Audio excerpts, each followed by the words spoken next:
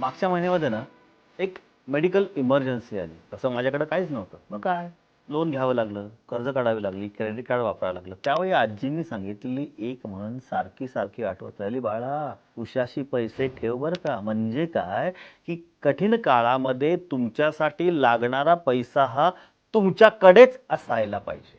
नसला ना, तर मग कर्ज काढावी लागतात आणि मग पूर्ण बट्ट्याबोळ होऊन जातं. इमर्जन्सी फंड नसणे आपल्या आर्थिक प्रगतीच्या दृष्टिकोनातून खूप घातक आहे.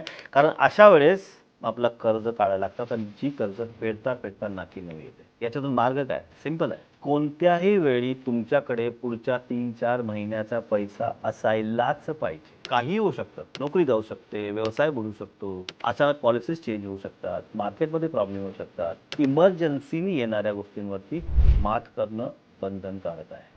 आज आहे मिशन लक्ष्मीचा 9वा दिवस. उद्या ना आपण एक खूप मोठासा भ्रम तोडणार आहे. तत्पूर्वी आर्थिक प्रगतीसाठी आर्थिक शिक्षण महत्त्वाचं. फ्री मनी इसेन्शियल या प्रोग्राममध्ये आम्ही ते तुम्हाला एकदम मोफत देतो. खालील बायोमध्ये एक लिंक दिलेली आहे. Click on that link, register आणि तुमच्या आर्थिक प्रगतीच्या दिशेने प्रवास सुरू करा.